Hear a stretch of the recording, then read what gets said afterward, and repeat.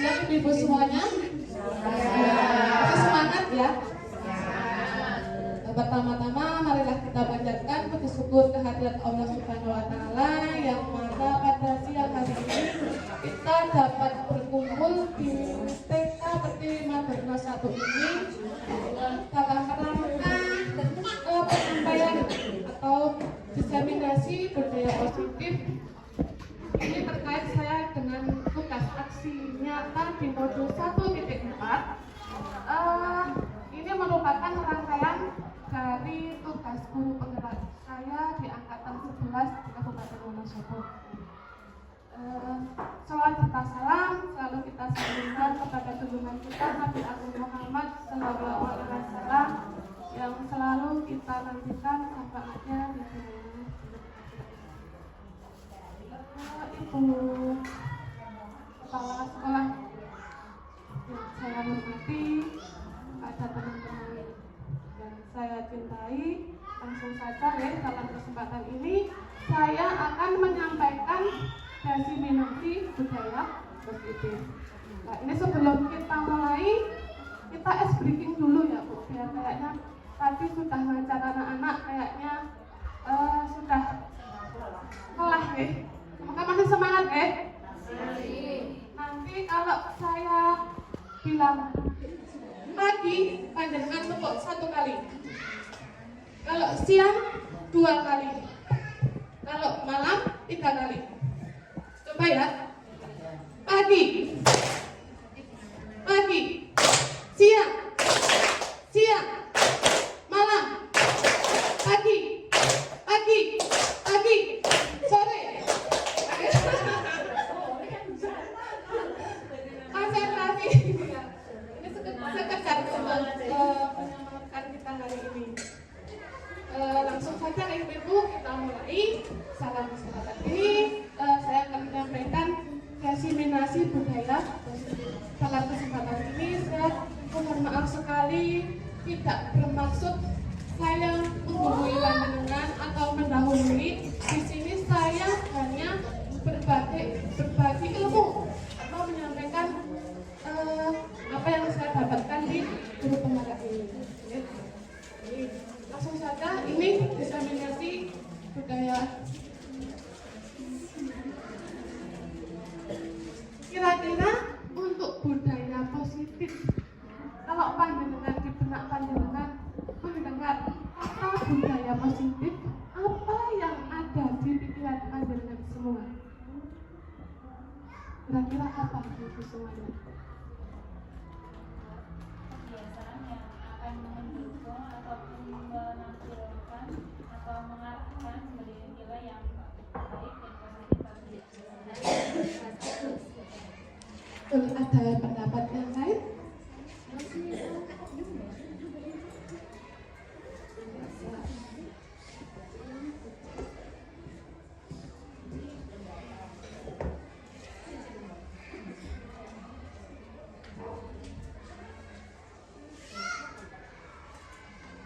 Budaya positif menurut saya kebiasaan dalam suatu lingkungan yang nantinya akan mengarahkan atau menghasilkan kegiatan yang positif bagi diri sendiri dan orang yang di sekitarnya.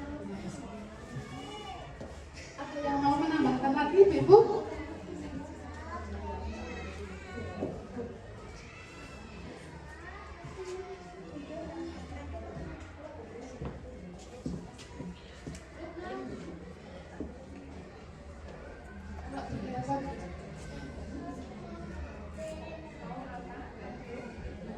Budaya positif adalah nilai-nilai keyakinan dan kebiasaan di sekolah yang mendukung perkembangan murid, menciptakan lingkungan yang nyaman, aman, dan menyenangkan.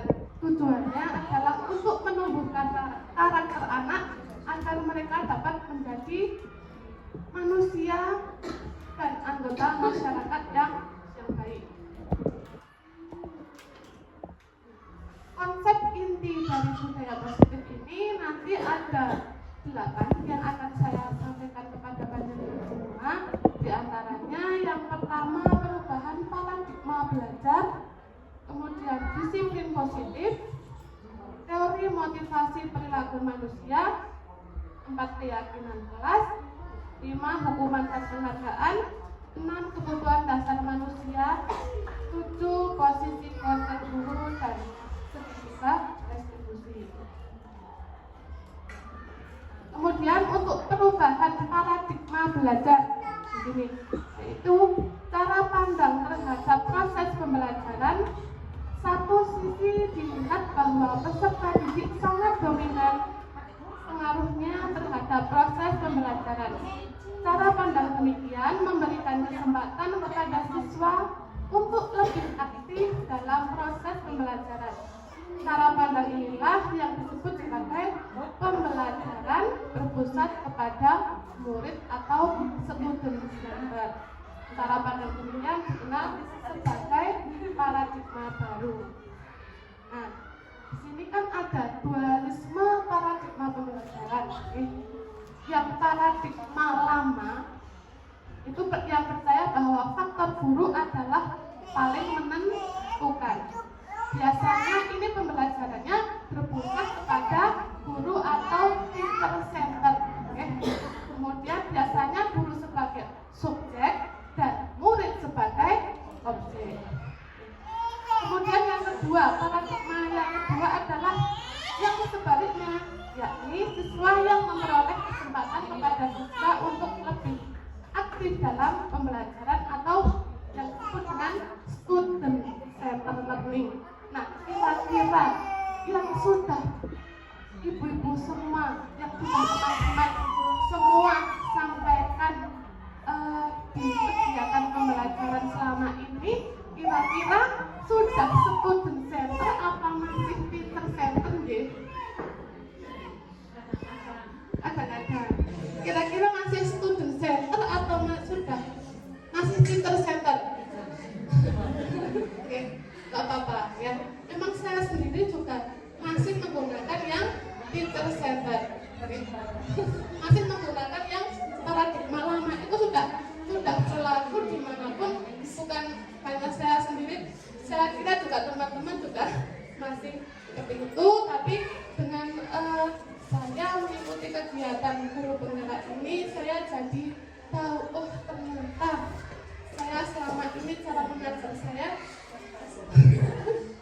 ternyata kok masih salah. Oh ternyata kok saya masih seperti ini, saya keliru, saya masih menggunakan yang teacher center. Biasanya guru ini muridnya kan kayak gini, betul nggih? Mari kita pelan-pelan bersama-sama untuk bisa mengadakan perubahan dalam kegiatan pembelajaran kita di sekolah kita. Walaupun perubahan itu tidak bisa secara langsung seperti itu, tidak bisa. Tetapi perlu proses kita yang mengawali secara pelan-pelan. Ibu semangat.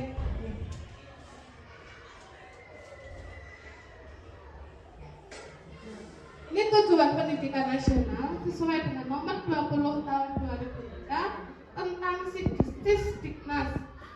Perkembangannya potensi peserta didik agar menjadi manusia yang beriman dan bertakwa kepada Tuhan Yang Maha Esa, berakhlak mulia, sehat, berilmu, cakap, kreatif, mandiri, dan menjadi warga negara yang demokratis serta bertanggung jawab. Nah, ini sesuai dengan profil pelajar Pancasila. Profil pelajar Pancasila ada berapa, Ibu-ibu? Ada berapa kira-kira profil pelajar Pancasila?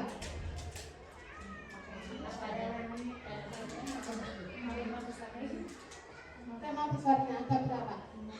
6, oke, betul sekali, ada 6. Profil pelajar Pancasila ada 6, yaitu beriman, bertakwa kepada Tuhan Yang Maha Esa, dan berakhlak mulia, berkebinekaan global, bergotong royong, mandiri, bernalar kritis, dan kreatif. Kalau tidak salah, kemarin ketika kita menyusun KOSP, dalam kita menyusun visi misi itu sudah dianjurkan harus harus mudah masuk di visi misi sekolah Banyuwangi semuanya. Entah ya ibu sebenarnya. Ini terkait dengan disiplin positif dan nilai-nilai kebajikan universal. Di mana ada kemerdekaan, disitulah harus ada disiplin yang kuat. Sungguh pun disiplin itu bersifat self-disiplin, yaitu kita sendiri yang mewajibkan kita dengan sekeras-kerasnya, tetapi itu sama saja. Sebab jikalau kita tidak dapat melakukan self-disiplin, wajiblah penguasa lain mendisiplinkan diri kita. Dan peraturan demikian itulah harus ada di dalam suasana yang merdeka. Ini dari Ki Hajar Dewantara. Ini menurut kemerdekaan menurut Ki Hajar Dewantara.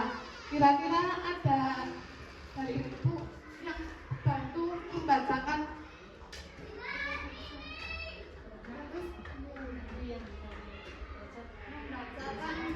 dari ibu ya, cuma membacakan saja.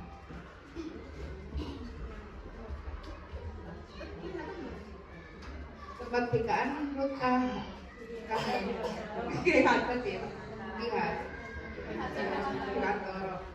merdeka iku jawabannya ora mung lepasin pamrih ning uga kuat kuasa aman diri priyangga. Merdeka itu artinya tidak hanya terlepas dari perintah, akan tetapi juga cakap buat memerintah diri sendiri.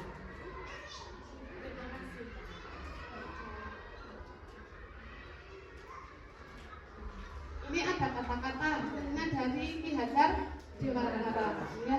Merdeka itu jawabannya nora mung lepasin pamrih ning uga kuat kuasa aman diri priyangga. Itu artinya merdeka itu artinya tidak hanya terlepas dari perintah, akan tetapi juga cakap buat memerintah diri sendiri. Berarti makna dari kata-kata ini apa ibu kira-kira?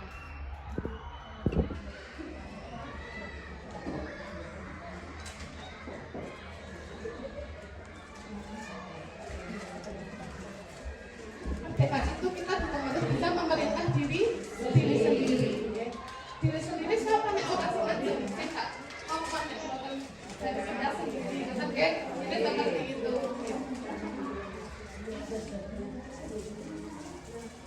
Di sini kalau makna disiplin sendiri menurut ibu-ibu semuanya kira-kira apa ya? Kata disiplin. Pak, ibu, kita sharing. Di sini nggak ada yang benar dan salah. Di sini itu kita sharing istilahnya. Dengan bebas mengutarakan pendapat, nggak ada yang benar, nggak ada yang salah. Kita semuanya sharing. Kira-kira makna disiplin itu apa? Mentaati peraturan, apalagi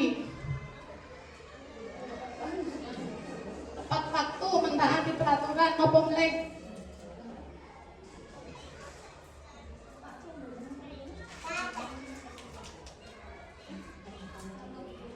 tepat waktu, mentaati peraturan, apalagi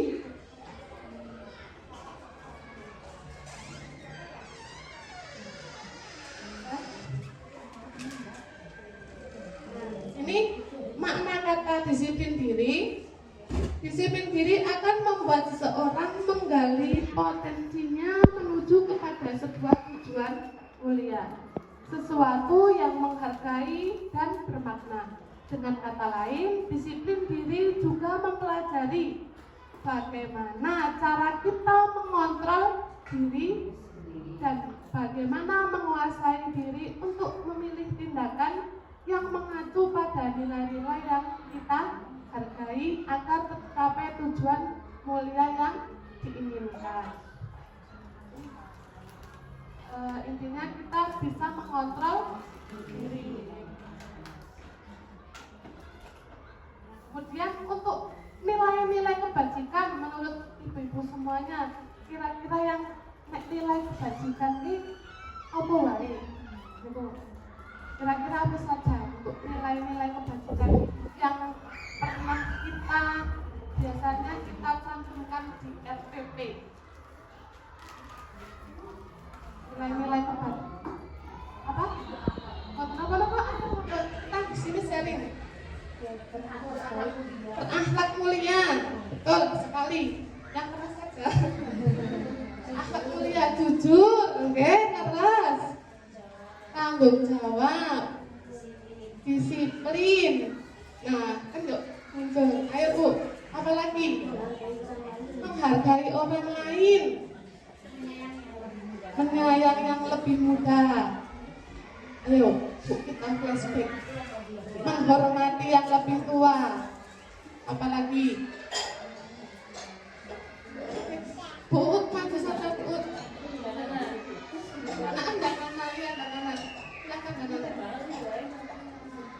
Apalagi ya Ibu? Ada disiplin, ada menghargai orang lain, suka menolong, sabar. Apa lagi? Banyak Bu.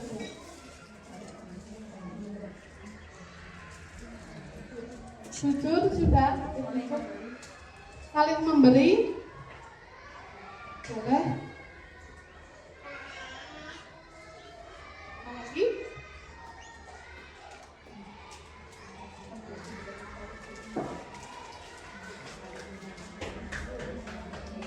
Ini adalah nilai-nilai kebajikan yang ada di masyarakat Jawa. Nah, ini ya. Ini ada yang pertama ada eling lan waspada. Eling dan waspada itu kalau di pembelajaran kita masuknya ke kali biasanya masuk ke kegiatan apa itu Bu? Untuk religius, keagamaan, betul sekali, keagamaan atau pembiasaan. Oke. Yang kedua, ojo dumeh, saling menghargai. Kira-kira contohnya apa?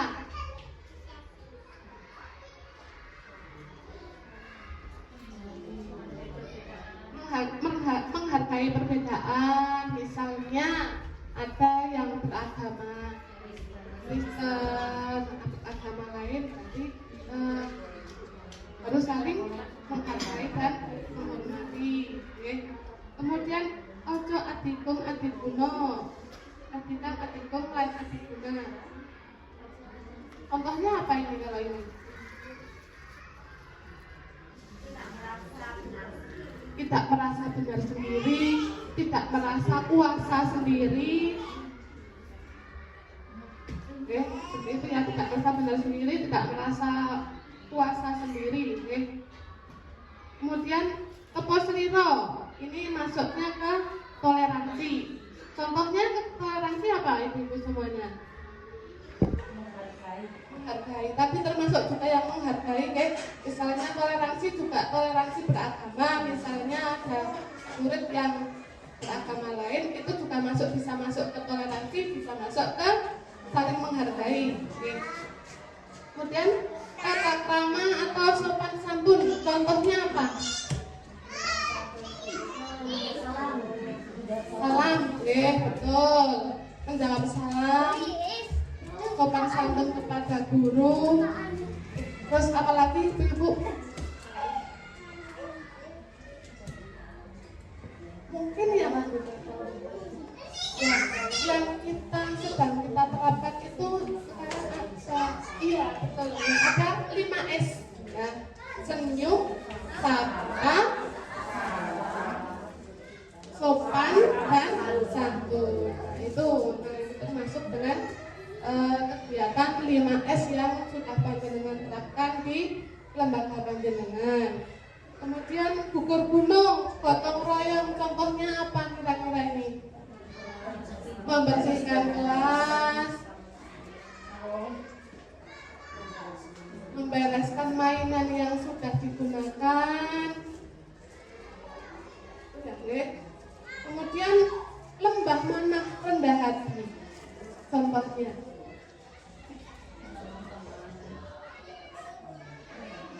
Rendah hati. Tidak sombong. Kan bahas itu ya tidak sombong ya.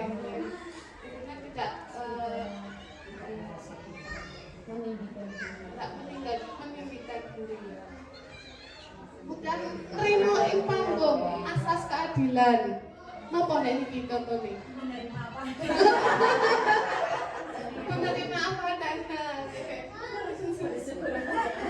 Bersyukur dengan apa yang kita sepi ing pamrih lame ing gawe. Ikhlas dan suka menolong. Contohnya kegiatan di kelas, kegiatan di sekolah. Untuk anak-anak kira-kira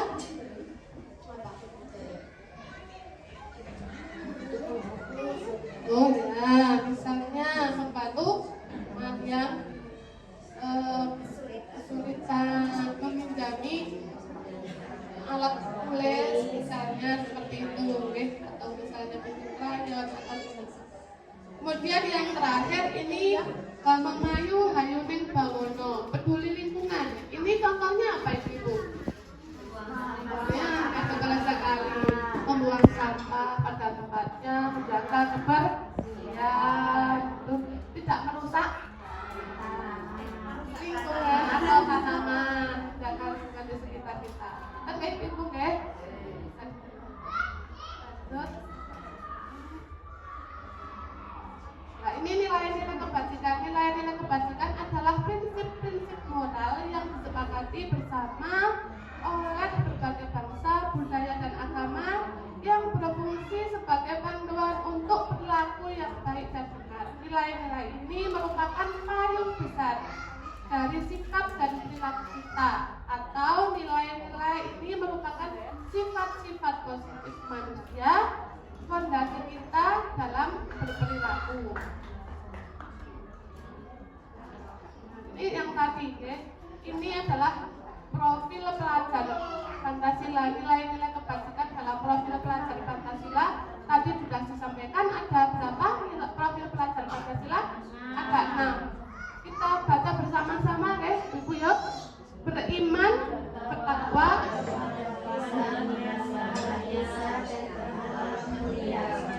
mandiri, bernalar kritis, kebinekaan global, bergotong royong, dan kreatif. Nah, ini adalah nilai proyek nilai-nilai kebajikan. Bisa terbaca tidak ini? Bisa.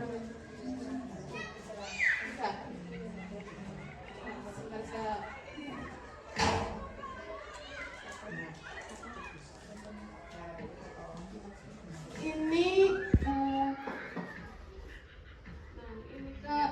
ada peduli, terus terangan, kebersihan, komitmen. Ternyata banyak sekali nilai-nilai kebajikan di hidup semuanya. Ada komitmen, belas asih, percaya diri, keberanian, rajin, kesantunan, keadilan, itu banyak sekali. Lurus hati, tenggang rasa, harga diri, kedamaian, ketegasan, gotong royong, rendah hati, keteguhan diri, pengertian sama, banyak sekali nilai-nilai kebajikan.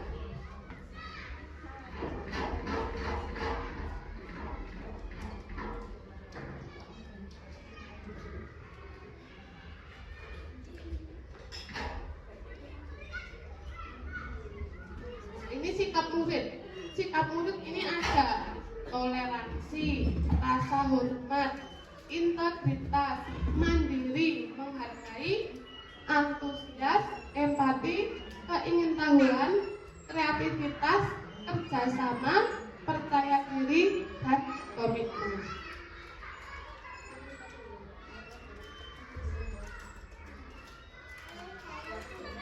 Ini apa hubungan disiplin diri dengan nilai-nilai kebajikan? Kira-kira apa hubungannya?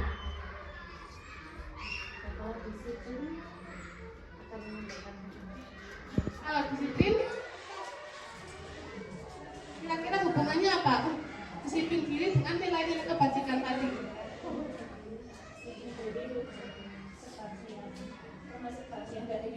Ya, betul sekali. Oke. Oke. Eh,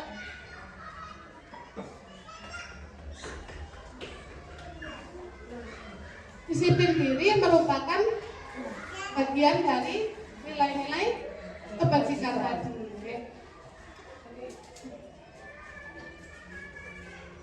Ini untuk motivasi perilaku manusia. Mari kita tanyakan kepada diri kita sendiri, bagaimana kita berperilaku. Mengapa kita melakukan segala sesuatu? Apakah kita melakukan sesuatu karena adanya dorongan dari lingkungan, atau ada dorongan yang lain, atau karena menginginkan sesuatu?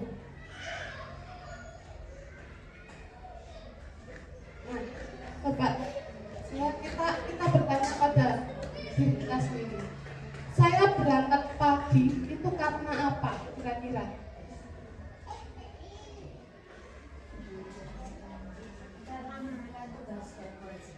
Karena menunaikan tugas dan kewajiban. Ada jawaban lain?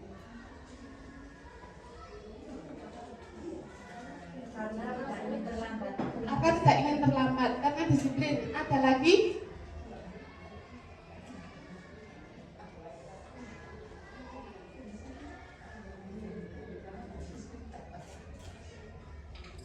Ada lagi? Karena kebiasaan. Boleh.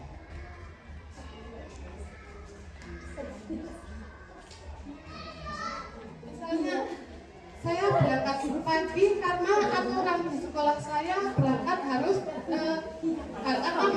masuk jam 7, jadi harus berangkat pagi. Misalnya harus tepat waktu. Misalnya. Kemudian ada lagi, misalnya saya berangkat pagi karena ibu kepala sekolah di tempat saya apabila saya datang terlambat, ibu kepala sekolah saya marah. Bisa jadi seperti itu. Ada lagi, mungkin saya berangkat pagi karena kalau saya terlambat, misalnya kalau saya datang terlambat, ibu kepala sekolah galak. Misalnya seperti itu, misalnya. Itu kan dengan berbagai banyak alasan.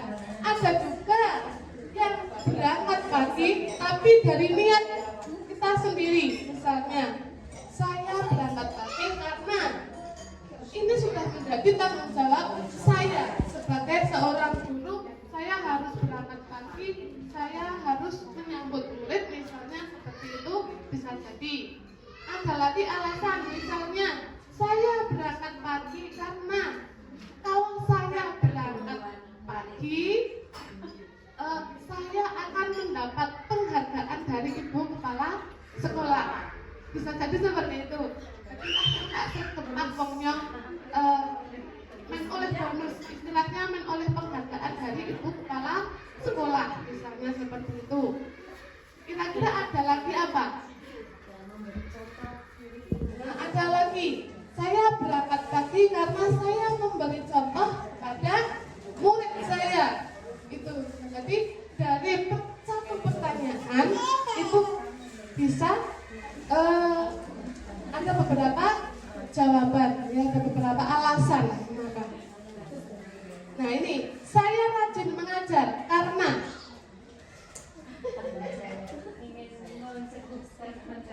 ingin mencerdaskan anak. Apalagi ibu-ibu, saya tanggung jawab, merupakan tugas. Apalagi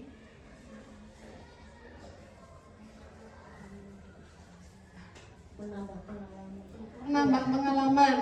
Saya rajin karena saya ingin menambah wawasan saya. Misalnya, apalagi saya rajin karena saya ingin mentransfer ilmu.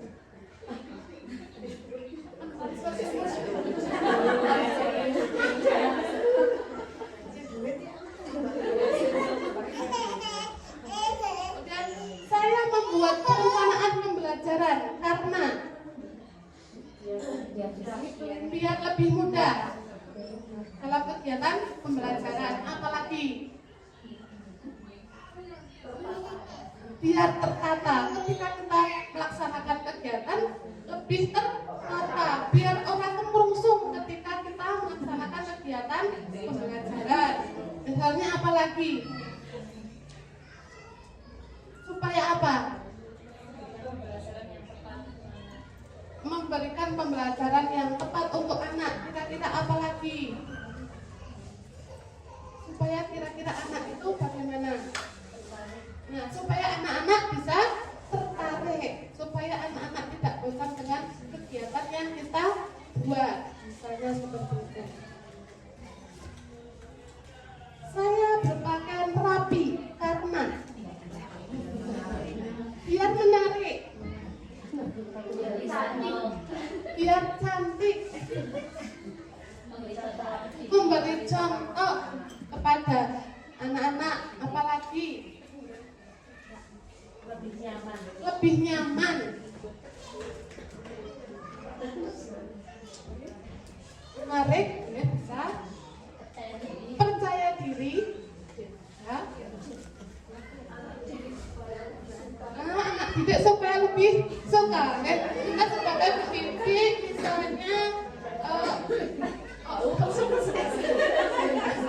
misalnya kita bro istilahnya bro pakai kotrot, daunnya nggak segar, insya Allah dari murid-murid kita juga pasti akan kurang nyaman. Tapi misalnya ini cantik, rapi, gadung,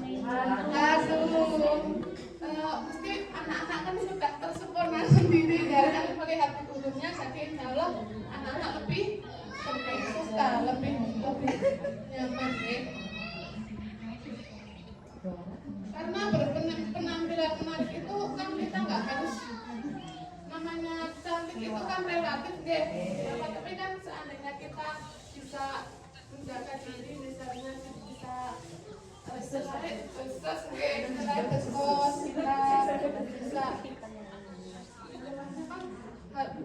penampilan menarik atau apa deh, itu kan tidak perlu biaya yang mahal. Kita nggak punya setiap guru itu pasti punya inner beauty sendiri. Tak harus kita standar vendor kita antara. Nanti kalau kita jalan dari anak-anak muridnya malah kita guru terjelek ya. Yang mungkin skincare. Kemudian saya tertib berlalu lintas karena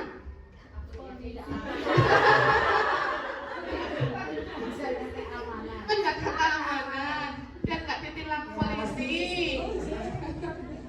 Apalagi menaati peraturan.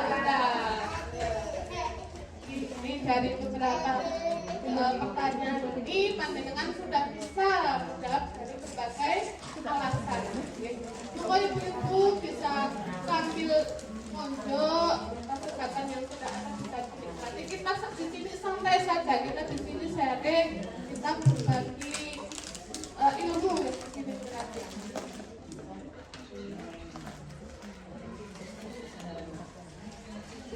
Ini teori motivasi perilaku manusia.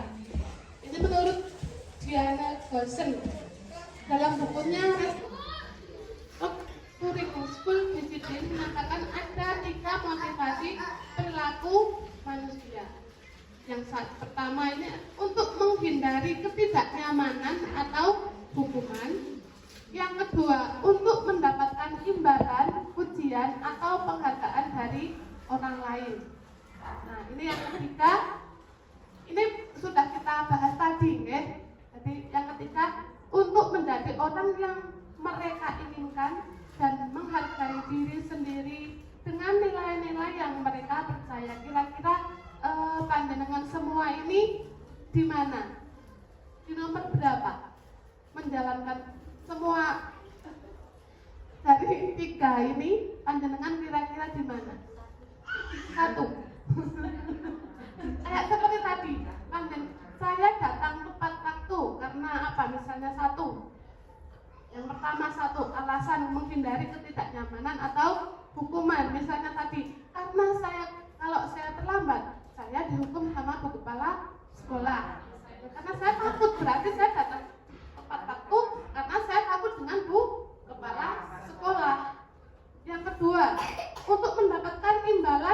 pujian atau penghargaan dari orang lain. Yang kedua tadi, saya datang tepat waktu karena kalau saya datang tepat waktu saya mendapat penghargaan dari ibu kepala sekolah. Jadi saya bersemangat untuk datang tepat waktu. Nah, yang ini yang ketiga, untuk menjadi orang yang mereka inginkan dan menghargai diri sendiri dengan nilai-nilai yang mereka percaya. Kira-kira gimana? Nomor 3 ini apa nomor 1? Nomor 2 atau nomor 3? Nomor 3. Nomor 3 itu. Ya, yang misalnya masih di nomor 1 ya tidak apa-apa. Yang masih di nomor 2 ya tidak apa-apa. Tapi ini kita sharing ya. Semoga yang masih di nomor 1 bisa besok pindah ke nomor 3.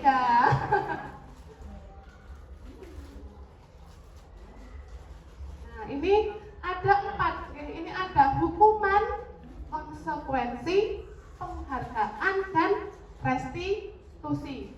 Nih, ini hukuman. Hukuman suatu bentuk prosedur atau tindakan yang diberikan kepada individu atau kelompok sebagai konsekuensi atas kesalahan atau pelanggaran. Kemudian kalau konsekuensi, akibat yang terjadi sebagai hasil dari suatu perbuatan. Kemudian penghargaan, sesuatu yang diberikan kepada individu, organisasi, atau kelompok sebagai pengakuan atas prestasi atau keunggulan yang telah dicapai. Sedangkan restitusi, ini proses menciptakan kondisi bagi murid untuk memperbaiki kesalahan mereka sehingga mereka bisa kembali pada kelompok mereka dengan karakter yang lebih kuat. Restitusi juga merupakan proses kolaboratif yang mengajarkan murid untuk mencari solusi suatu masalah mereka. Nah, ini perbedaan hukuman dan konsekuensi. Perbedaan utama terletak pada fokus tujuan. Konsekuensi biasanya bersifat alami dan langsung berhubungan dengan tindakan, sedangkan hukuman diberikan sebagai reaksi untuk mengubah perilaku. Kemudian untuk memahami makna identitas gagal, di sini ada identitas gagal dan identitas sukses. Kata disiplin tanpa tambahan kata positif di belakangnya sesungguhnya sudah merupakan identitas sukses dan hukuman merupakan identitas gagal. Disiplin yang sudah bermakna positif terbagi 2 bagian, yaitu disiplin dalam bentuk konsekuensi dan disiplin dalam bentuk restitusi. Jadi kalau disiplin yang identitas sukses ini terbagi 2, yaitu dengan konsekuensi dan restitusi. Ini ada contoh ya. Ada contoh identitas gagal dan identitas sukses. Nah, identitas gagal itu mau hukuman. Ketika ada yang melakukan kesalahan langsung mendapat hukuman, itu termasuk identitas gagal. Tapi kalau identitas sukses, ketika ada yang melakukan kesalahan atau pelanggaran, kita memberikan konsekuensi atau restitusi terlebih dahulu. Oke? Namun, dong baca dulu kira-kira. Biasanya nek hukuman itu sesuatu yang menyakitkan. Sesuatu yang menyakitkan. Ini sesuatu harus terjadi. Restitusi merupakan pilihan.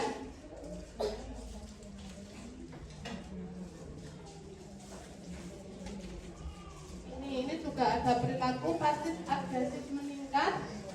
Kemudian ada sistem tidak berjalan bila murid tidak takut. Ini contohnya nih Ibu. Seandainya dari peserta didik kita ada yang melakukan kesalahan, kemudian kita melakukan hukuman, apakah setelah kita hukum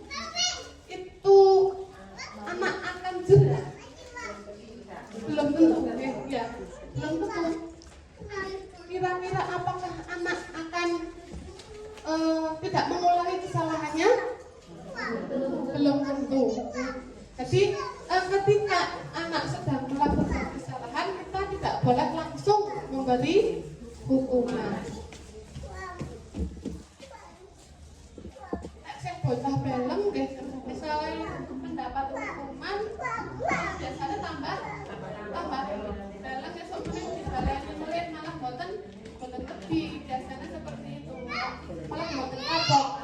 Ada juga yang ketika mendapat hukuman malah jadi mentalnya malah jadi untuk lagi sudah nggak mau berangkat sekolah, jadi minder, jadi takut, mungkin.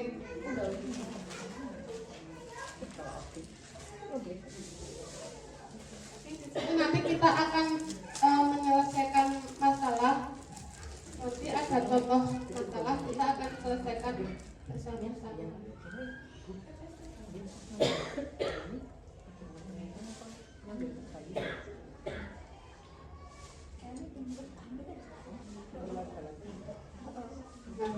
Nah, ini kesimpulannya, okay? Kalau hukuman bersifat tidak terencana atau tiba-tiba, anak dan atau murid tidak tahu apa yang akan terjadi dan tidak dilibatkan.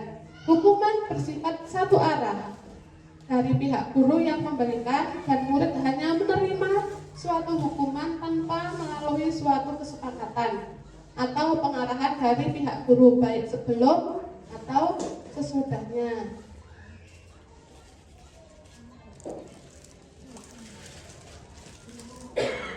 Hukuman yang diberikan bisa berupa fisik maupun psikis.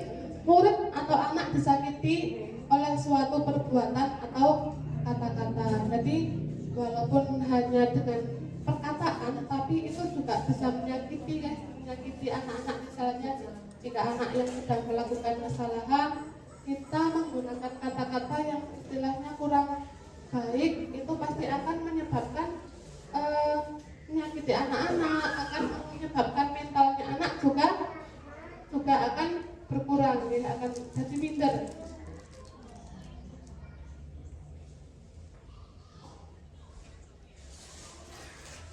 Nah, kalau konsekuensi itu sudah terencana atau sudah disepakati, sudah dibahas dan disetujui oleh murid dan guru. Umumnya bentuk-bentuk konsekuensi dibuat oleh pihak guru atau sekolah, dan sekolah sudah mengetahui sebelum konsekuensi yang akan diterima bila ada pelanggaran. Jadi bedane konsekuensi kalih hukuman. Nek hukuman wau ketika anak sedang melakukan kesalahan kita langsung, okay. Tapi kalau konsekuensi dimusyawarahkan terlebih dahulu, disepakati. Misalnya dengan di awal kegiatan kita sudah membuat kesepakatan. Nah, ini ada lagi nih. Nah, ini coba soal nomor 1. Mencatat 100 kali di dalam buku kalimat "Saya tidak akan terlambat lagi karena terlambat ke sekolah." Ini hukuman apa konsekuensi? Hukuman. Lari mengelilingi lapangan basket 2 kali karena terlambat hadir ke sekolah. Konsekuensi. Hukuman apa konsekuensi?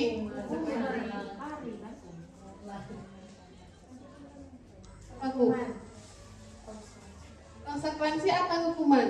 Konsekuensi, karena sudah tahu terlambat akan dihukum, makanya jadi konsekuensi, ya. Ini konsekuensi. Membersihkan coretan yang dibuatnya di meja tulis, hukuman atau konsekuensi? Murid diminta untuk push up 15 kali karena tidak menggunakan masker ke sekolah. hukuman. Pinter-pinter kan? Menggantikan kertas tugas teman yang telah dicoret-coret. Konsekuensi karena dianya salah, korek.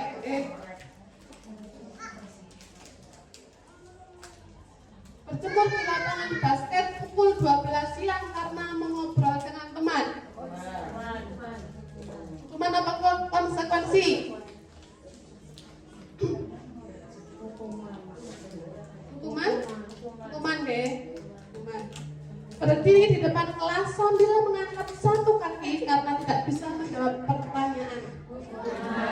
Hukuman apa konsekuensi? Hukuman.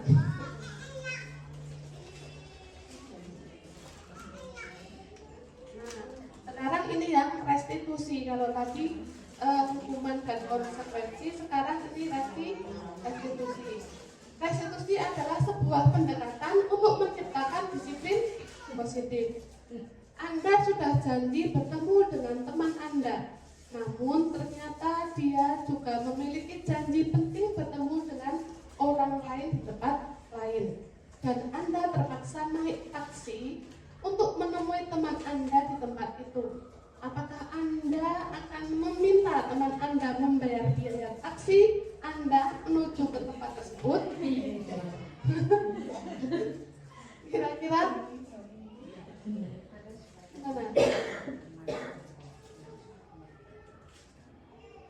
Ini yang pertama dulu. Ini termasuk apa? Konsekuensi, restitusi.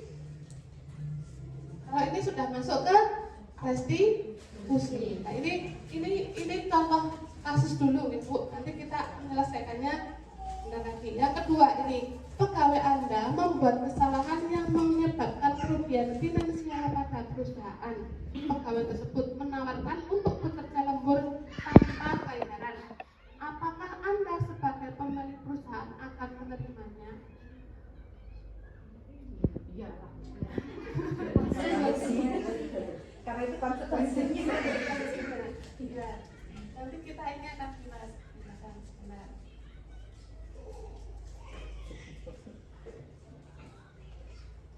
Tadi soal itu ya, kita restitusi adalah proses menciptakan kondisi bagi murid untuk memperbaiki kesalahan mereka sehingga mereka bisa kembali pada kelompok mereka dengan karakter yang lebih kuat. Restitusi juga proses kolaboratif yang mengajarkan murid untuk mencari solusi untuk masalah dan membantu murid berpikir tentang orang seperti apa yang mereka inginkan dan bagaimana mereka harus memperlakukan orang lain. Restitusi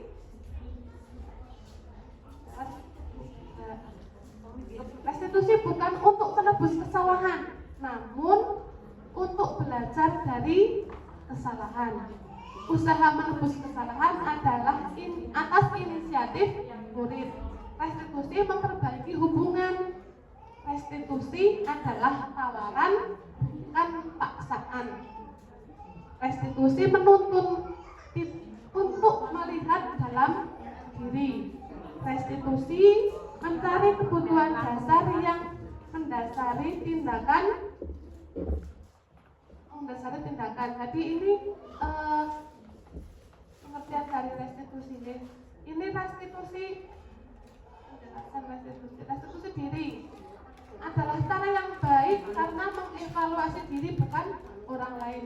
Restitusi fokus pada karakter bukan tindakan, menumbuhkan keyakinan. Restitusi menguatkan karena membangun kesadaran diri. Restitusi fokus pada solusi. Restitusi mengembalikan murid yang berbuat salah pada kelompoknya. Jadi ini tadi ini masih banyak.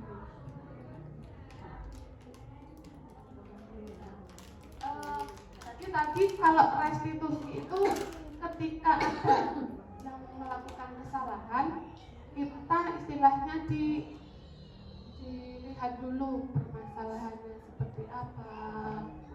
Bagaimana kita sering pikir orang langsung mau kan hukuman langsung hukum. Konsekuensi adalah masih ada kesepakatan. Kalau restitusi ada penyelesaiannya juga. Nah, ini ada yang terakhir, ini adalah keyakinan kelas.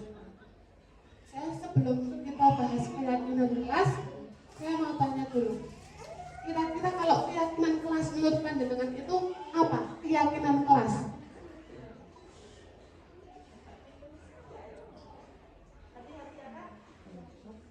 Kira-kira ini mengapa keyakinan kelas? Mengapa tidak peraturan kelas saja? kira-kira kalau keyakinan kelas dengan peraturan kelas itu sama apa enggak? Kira-kira sama enggak antara kalau bedanya keyakinan kelas dengan peraturan kelas, kira-kira sama enggak? Belum tahu karena saya baru dengar keyakinan kelas. Biasanya keyakinan kan percaya. Keyakinan kelas ternyata baru mendengar istilah itu. Ini keyakinan kelas itu biasanya kalau peraturan kelas itu biasanya dibuat oleh guru. Biasanya dibuat oleh guru dan itu biasanya sudah ada di misalnya peraturan kelas. Misalnya bu guru, saya sebagai guru saya membuat peraturan kelas. Tidak boleh makan, tidak boleh minum, tidak boleh bertengkar, tidak harus datang tepat waktu atau apa-apa.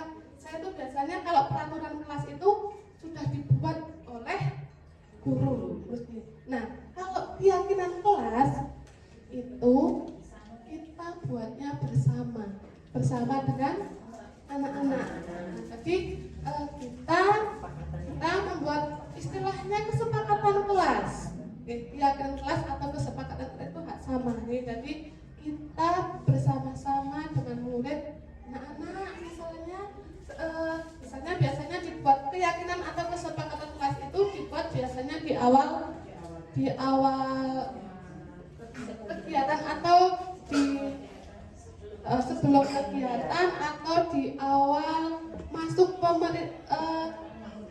tahun ajaran, di awal tahun ajaran, ketika kita sedang melakukan kegiatan benar, kita membuat kesepakatan kelas atau keyakinan kelas terlebih dahulu. Nah, kita sebagai pendidik TK pastinya untuk keyakinan kelas tidak bisa seperti anak-anak yang SMP, SMA atau SD. Kalau dari anak-anak TK ya kita menyesuaikan kepada anak-anak. Nah, kita misalnya bareng-bareng sebelum melakukan kegiatan anak-anak, sebelum kita melakukan kegiatan pembelajaran, kita buat keyakinan kelas terlebih dahulu ya. Misalnya kita membuat kesepakatan kelas.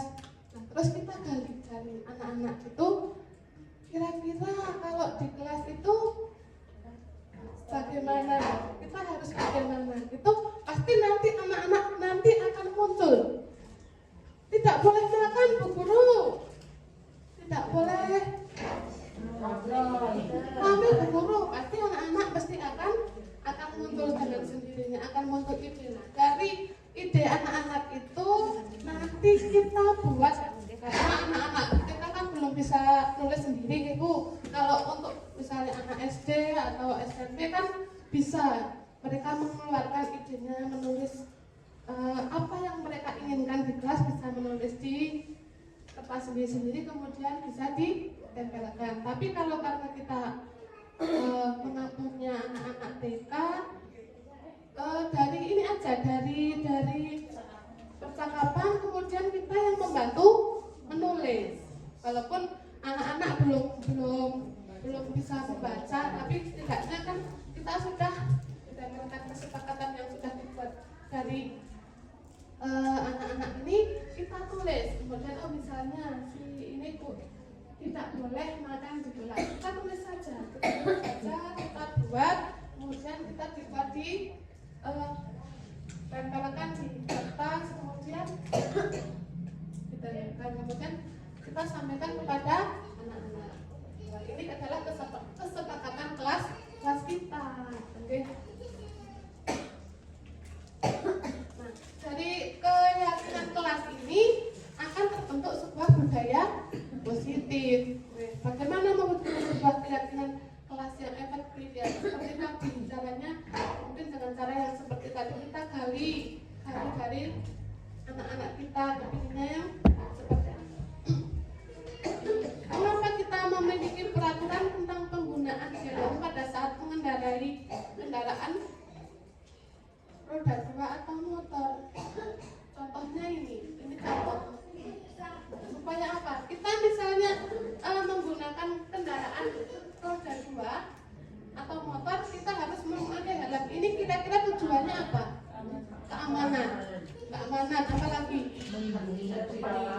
keselamatan, guys, melindungi kan keselamatan, tidak ditilang, berarti itu menaati peraturan.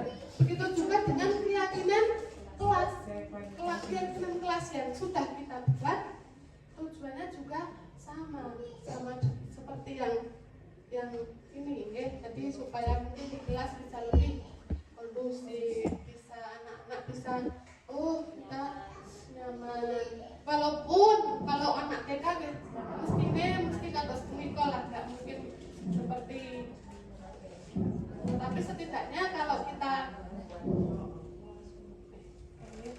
kemudian ini keyakinan, mengapa kita memiliki peraturan tentang penggunaan jalan. Nah, sudah lihat tadi ya, ini menanamkan keyakinan akan menumbuhkan motivasi intrinsik murid. Keyakinan kelas ini adalah nilai-nilai kebajikan universal yang disepakati oleh anggota kelas yang bertujuan untuk membangun budaya positif di lingkungan sekolah.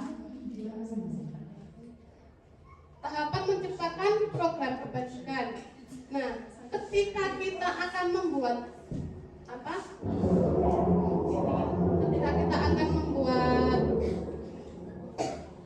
keyakinan kelas, nah ini lihat daftar kebajikan terlebih dahulu. Jadi saat ingin gawe keyakinan kelas tadi, kita ingat nilai-nilai kebajikan tadi yang kita sudah sampaikan,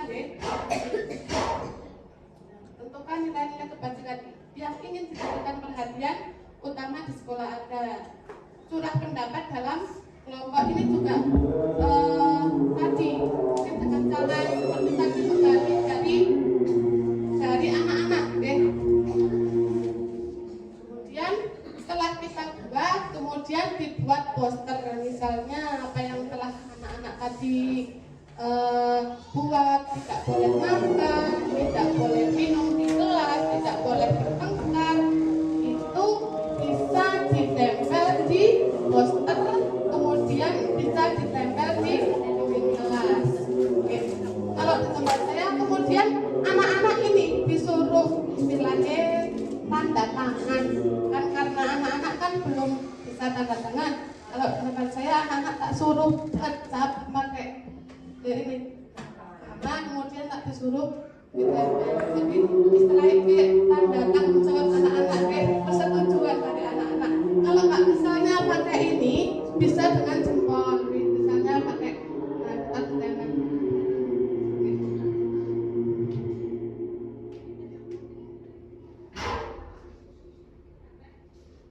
Ini pembentukan keyakinan kelas. Keyakinan kelas bersifat abstrak daripada peraturan yang lebih rinci dan konkret. Keyakinan kelas berupa pernyataan universal. Pernyataan dibuat dalam bentuk positif, tidak terlalu banyak sehingga mudah diingat dan dipahami, dapat diterapkan di lingkungan sekolah. Semua warga kelas hendaknya ikut berkontribusi. Semua warga kelas hendaknya berkontribusi, bersedia meninjau kembali keyakinan kelas dari waktu ke waktu. Jadi asalnya gawe nopo keyakinan kelas nggak usah oke, usah banyak-banyak, dengan kata-kata yang sederhana saja. Misalnya apalagi anak TK, jadi nek terlalu banyak kata-kata sing nopo yang mudah diingat anak saja. Misalnya kita tidak boleh, harus datang tepat waktu, harus tidak boleh makan, tidak boleh minum, misalnya tidak mengganggu teman, menjaga kebersihan, itu saja, menyayangi teman, seperti itu. Kemudian dengan kata-kata yang singkat saja.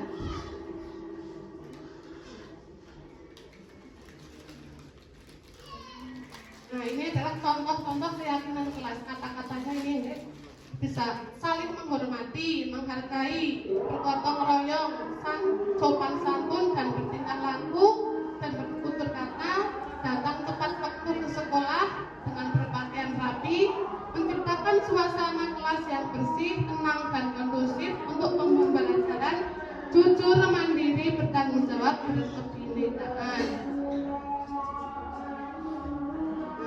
Nah, ini untuk selanjutnya ada kebutuhan manusia dan dunia berkualitas.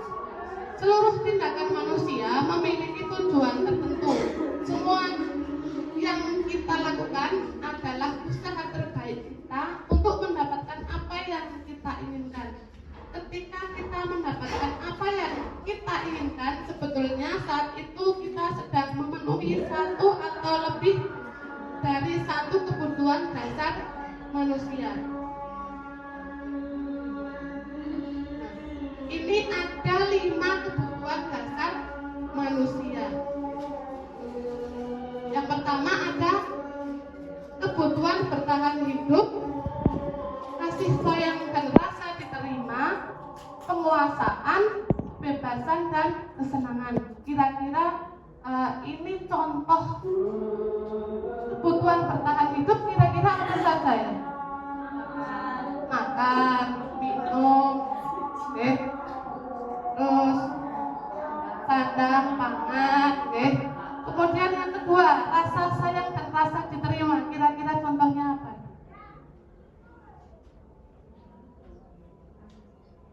Kasih sayang dan rasa diterima. Kira-kira contohnya apa? Diperhatikan. Kita diterima di keluarga kita, oleh anak-anak kita, keluarga kita, pasangan kita, misalnya orang-orang yang ada di sekitar kita. Misalnya ketika kita ulang tahun, misalnya hari-hari spesial kita mendapatkan perhatian, misalnya mendapat kejutan, surprise ulang tahun, berarti saya ternyata diperhatikan atau kasih sayang yang kita terima, okay? Kemudian penguasaan kira-kira yang bagaimana untuk penguasaan?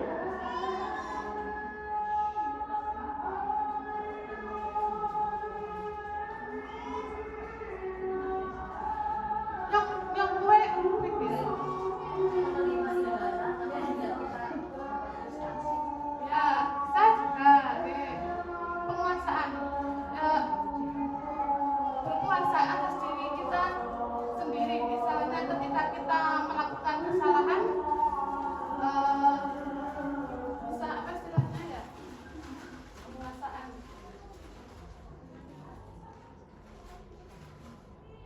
diakui, istilahnya itu kita mendapat pengakuan atas kemampuan kita. Misalnya kita mendapatkan prestasi, itu kan termasuk penguasaan kita.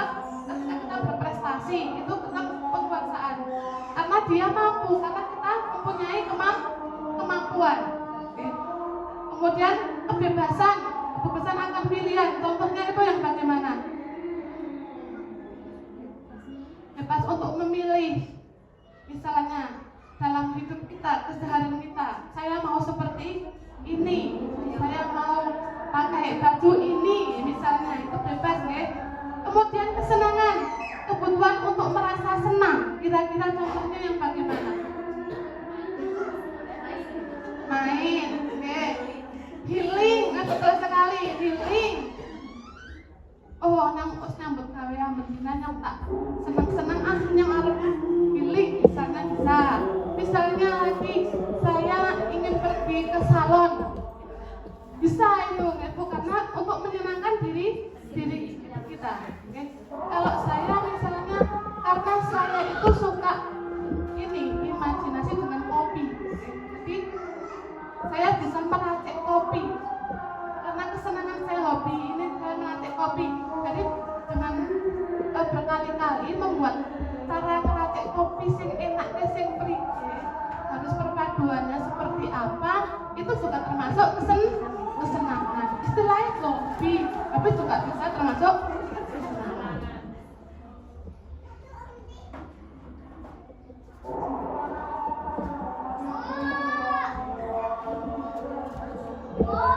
Ini dari tadi, setiap tindakan murid pasti memiliki motivasi yang didasarkan atas usaha untuk memenuhi kebutuhan. Dunia berkualitas adalah konsep yang menjelaskan keadaan ideal di mana individu memiliki akses yang setara terhadap kebutuhan dasar manusia dan manusia daya yang dianggap berharga.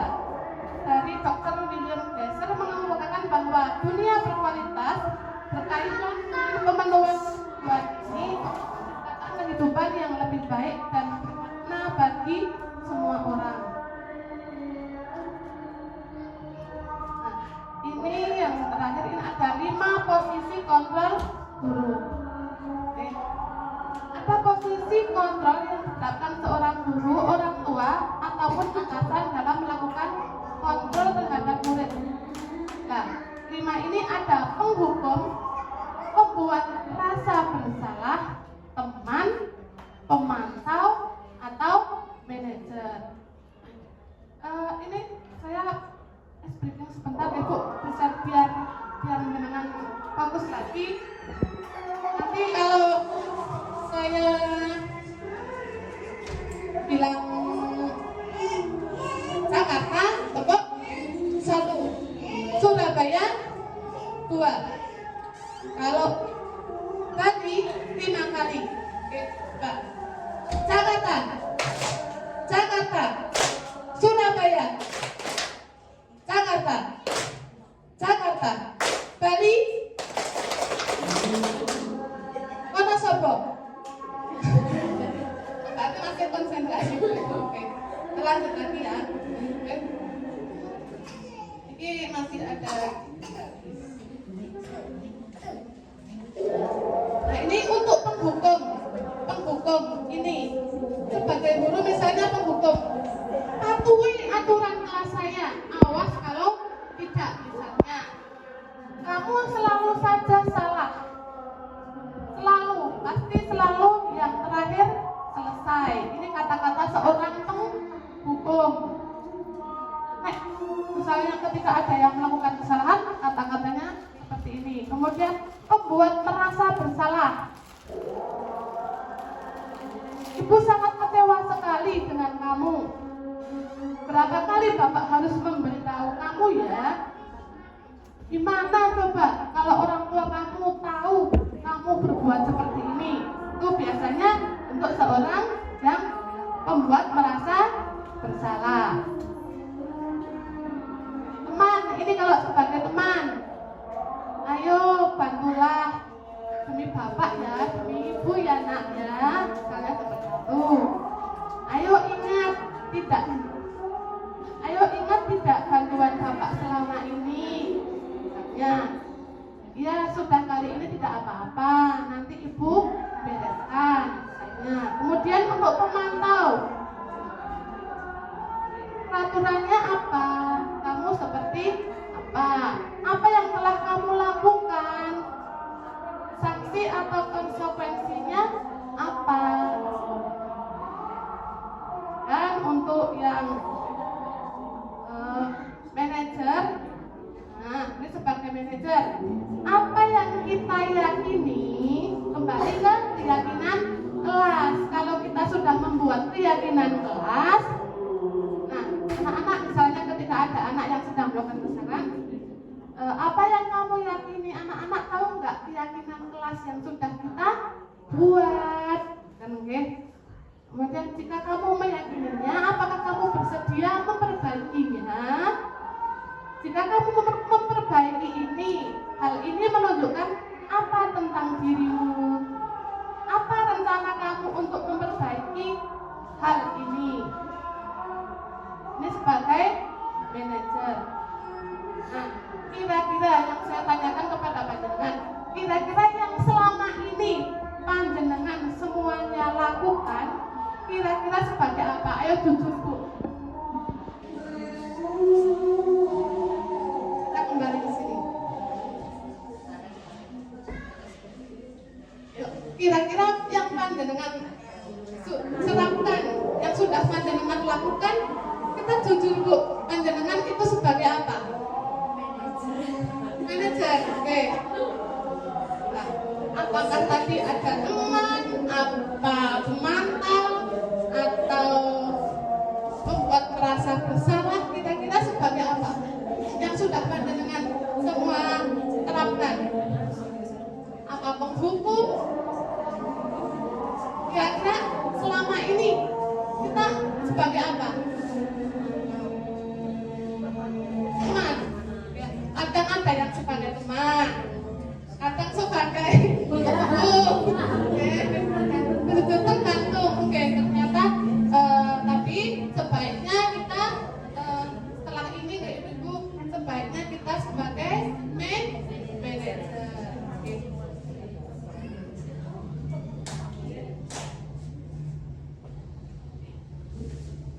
dalam proses penyelesaian masalah, pelanggaran guru hendaknya memposisikan diri sebagai seorang manajer. Namun apabila sudah mentok dan tidak berhasil, maka dapat mengambil posisi kontrol di bawahnya yang semakin menurun. Nah, ketika kita menyelesaikan suatu masalah, nek bos mau wis nganggo sebagai manajer, orang langsung. Nah, sebaiknya kita menerapkan dengan segitiga restitusi. Di sini ada segitiga restitusi.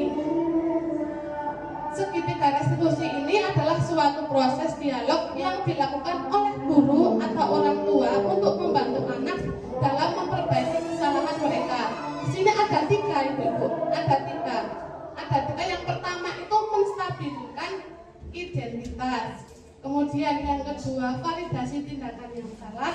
Dan tiga, menanyakan keyakinan. Nah, ini jenis segitiga restitusi ini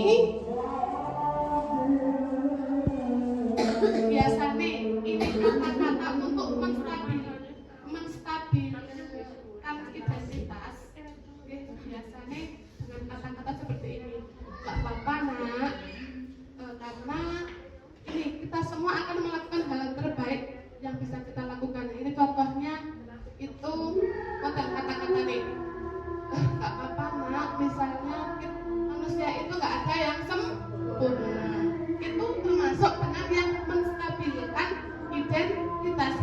Kalau misalnya ketika ada anak yang sedang melakukan kesalahan, ya itu caranya tahu kan sudah dengan apa ya tadi sebagai pendukung, manajer dan lain-lain, diharapkan kita sebagai seorang manajer. Tapi seandainya sebagai sudah diselesaikan dengan cara manajer tidak bisa, maka kita harus menggunakan segitiga restitusi ini. Oke. Yang pertama tadi menanyakan dulu, nggak apa-apa nak, karena berbuat salah itu manusiawi, nggak ada anak manusia yang sempurna. Itu termasuk kata-kata yang untuk menstabilkan identitas. Kemudian validasi tindakan yang salah. Ini semua perilaku memiliki alasan. Jadi ketika anak melakukan kesalahan itu pasti ada alasan tertentu. Oke. Nah, kita menanyakan kepada anak, apa kok kamu tadi kok melakukan kesalahan? Kenapa kamu seperti ini? Kenapa kamu seperti ini? Nah, ini pasti dari anak tersebut akan menjelaskan kenapa alasannya. Kemudian menanyakan keyakinan. Ini karena berarti kita kan punya keyakinan kelas. Berarti kalau kamu melanggar, berarti kamu melanggar keyakinan kelas. Kan cara seperti itu.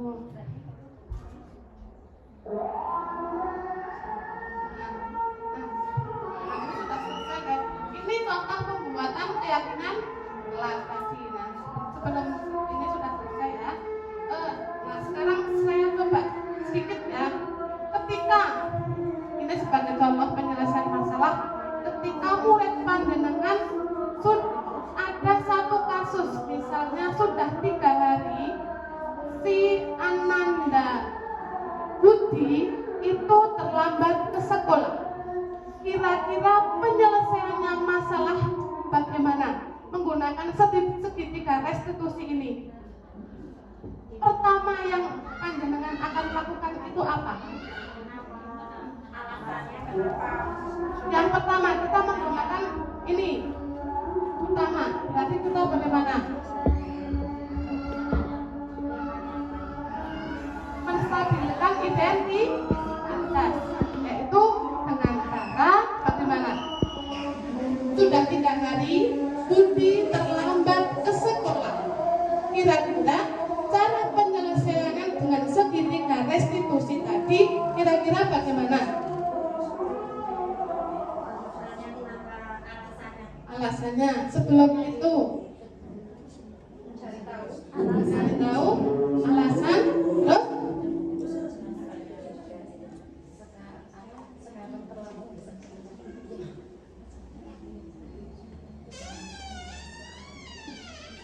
kira-kira langkah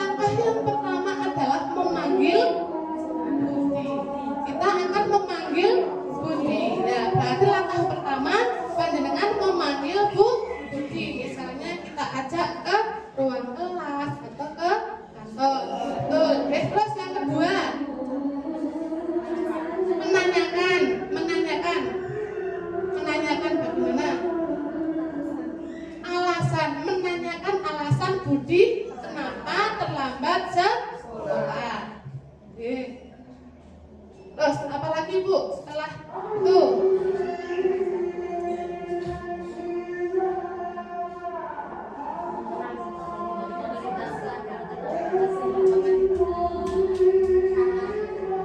Mengingatkan kalau terlambat itu salah.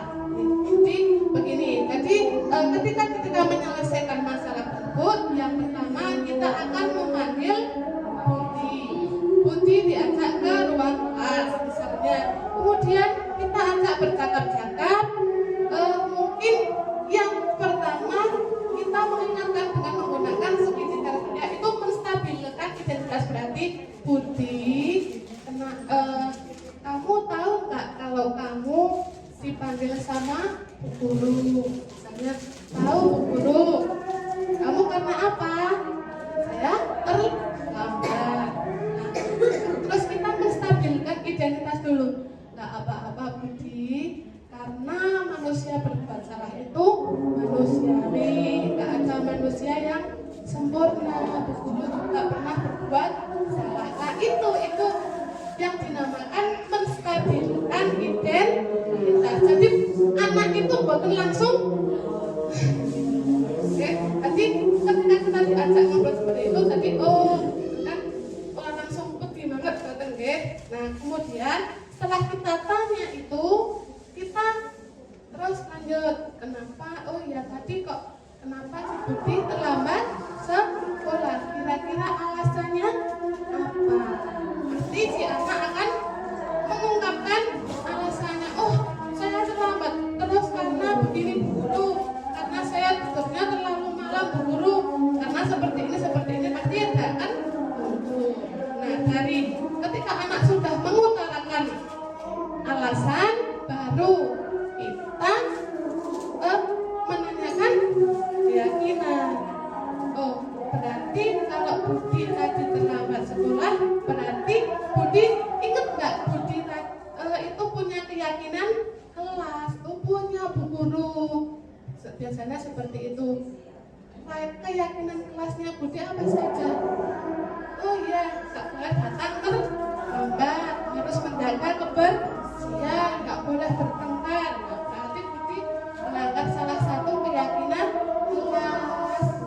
Iya, ini anak kan seperti itu. Nah, dari situ terus kita mencari solusi. Bagaimana?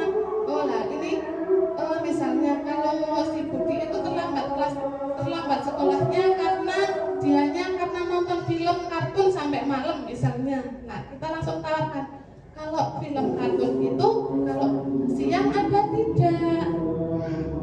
Berarti kalau siang lebih baik nontonnya Budi di waktu siang. Kalau malam digunakan untuk istirahat.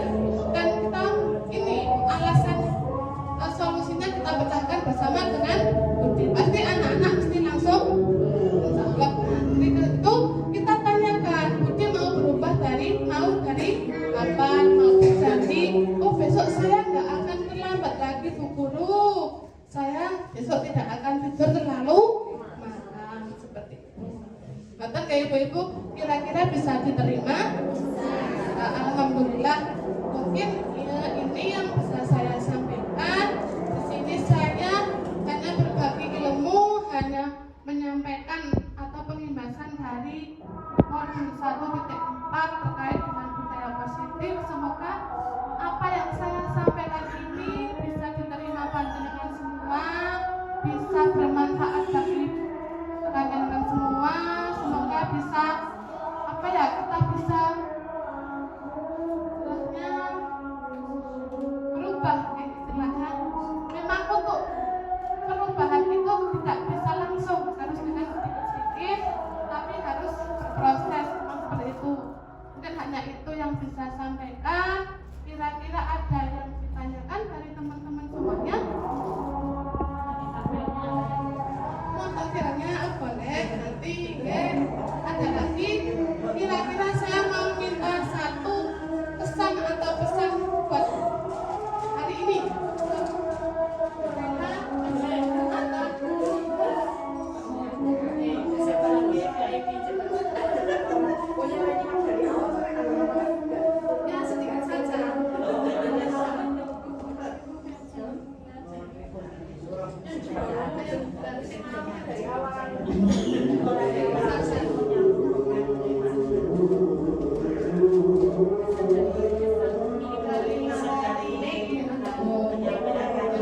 Pesan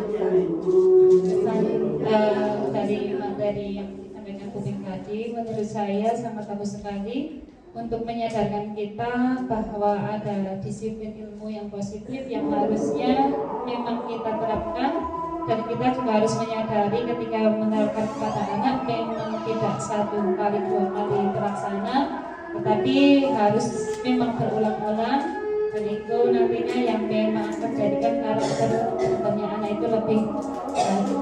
Dan semoga atas materi hari ini kita semua pendidik PAUD khususnya di Gugus Nagrek bisa menerapkan di lembaga masing-masing dalam rangka menanamkan profil pelajar Pancasila kepada anak-anak. Terima kasih. Kita berikan tepuk tangan dulu kepada.